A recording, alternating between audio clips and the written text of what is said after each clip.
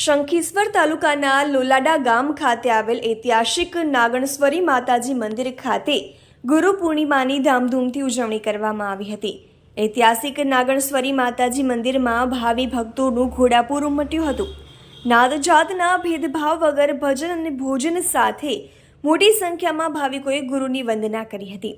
આ તકે ઉપસ્થિત ગુરુ શ્રી શિવાનંદ બાપુ, દાન બાપુ, ચૌહાણ બહાદુરસિંહ ડેલિકેટ, મહિપતસિંહ પરવાડા, પ્રવીણસિંહ પીપળી, પ્રતાપસિંહ રાધનપુર સહિત મોટી સંખ્યામાં 18 આલમના ભાવિ ભક્તો ઉપસ્થિત રહ્યા હતા। આજે લોકો નાત જાતનો ભેદભાવ ભૂલી અને પોતાના માતા પિતા અને ગુરુનું અમૂલ્ય જે પૂજન થઈ રહ્યું છે। આદિ અનાદિ આપણો દેશ પણ ઋષિઓનો દેશ છે અને ધર્મસત્તાથી ચાલતો દેશ છે।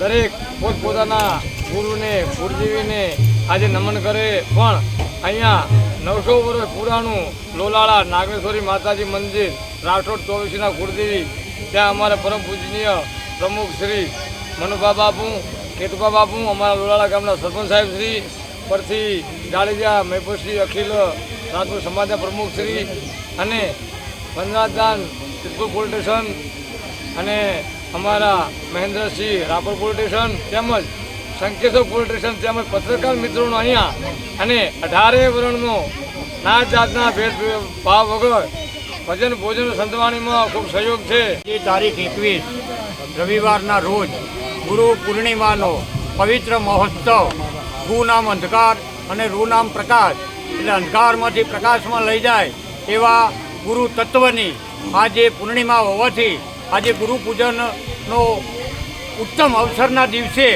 અહીંયા નાગણેશ્વરી માતાજીની અંદર ગૌ સેવા, માનવની સેવા, પશુ પક્ષીઓની સેવા અને દરેક સેવા ગુરુ શ્રી શિવાનંદજી સરસ્વતી તથા મનુભા બાપુ કરે છે।